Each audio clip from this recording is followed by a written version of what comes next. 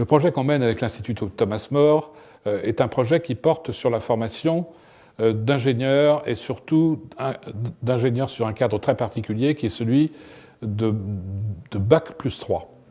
C'est un projet qui est mené avec le ministère de l'Intérieur et qui met en place l'attribution pendant 3 ans de 80 bourses pour les étudiants du niveau bachelor. Et les formations sont conçues et mises en place par cet institut de ZIE qui est tout à fait unique et remarquable en Afrique.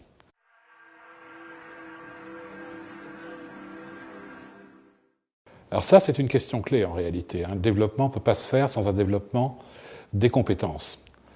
C'est un obstacle fondamental du développement pour l'instant dans tous les pays où qu'ils se trouvent.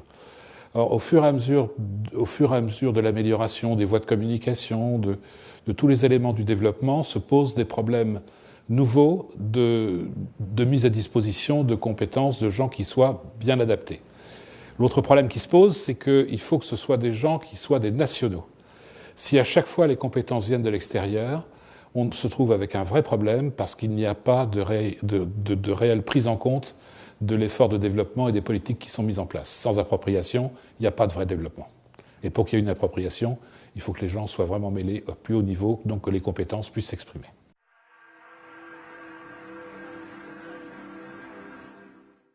Alors, je reviens effectivement d'une mission au Burkina Faso qui m'a beaucoup impressionné parce que j'ai d'abord trouvé un Burkina Faso qui est en pleine évolution, contrairement à l'image qu'on a habituellement.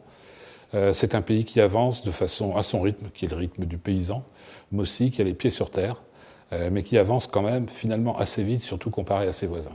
Ça m'a beaucoup frappé parce qu'il y a pas mal d'éléments qui sont très très encourageants. J'avais connu le Burkina Faso il y a pas mal de temps, et là j'ai été vraiment sidéré par l'évolution de l'environnement. Du coup, le projet, il se trouve dans un excellent contexte qui a 2 éléments fondamentaux. D'une part, ZIE, qui est un institut de formation qui est tout à fait exemplaire, et d'autre part, un pays qui, à mon avis, est prêt à les recevoir, des gens qui sont formés par ZIE.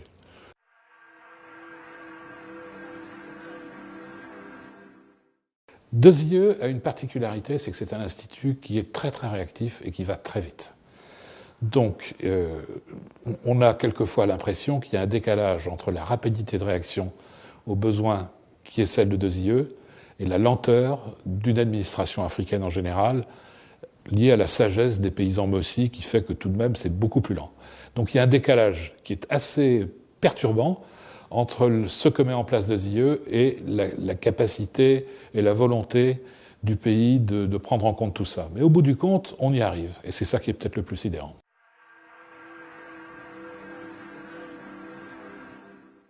C'est un projet très important, parce que, en fait, il dépasse le cas du Burkina Faso, il dépasse le cadre de l'Afrique, en règle générale, et en fait, il touche à une problématique qui est celle de l'enseignement, qui est importante. ZIE ne forme pas des diplômés, ZIE forme des gens qui doivent avoir un emploi.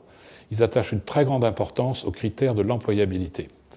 Alors ça, si vous voulez, c'est quelque chose qui est tout à fait fondamental. Sur la problématique migratoire en France, tout simplement, le fait de pouvoir former les compétences vraiment nécessaires à un pays comme le Burkina Faso et tous les pays de la région, parce que les étudiants de ZIE, et en particulier les Burkinabés, ont l'habitude de voyager dans la région. Former ces gens-là, c'est essentiel, ça évite d'une part qu'ils viennent grossir le nombre des sans-papiers diplômés en France, ce qui pose des problèmes à n'en plus finir, des frustrations terribles, qui n'ont que des effets négatifs sur, d'une part, le rôle de la France, l'image de la France, et en même temps qui est nuisible au pays, qui ne récupère pas ses élites. Donc ça, déjà, c'est un bon moyen de commencer à réagir contre ça. L'autre problème auquel ce projet peut répondre, c'est de former, de mettre en place un appétit à avoir des élites africaines. Ça arrange les entreprises françaises qui ont besoin d'avoir des cadres locaux et des ingénieurs, bien sûr, mais aussi des techniciens supérieurs, voire une maîtrise qui soit locale et qui soit de qualité. Ça évite de faire venir des gens de l'extérieur, de France par exemple, faire grossir aussi le nombre d'expatriés qui, à leur tour, ont les difficultés d'intégration à leur retour en France, comme vous le savez.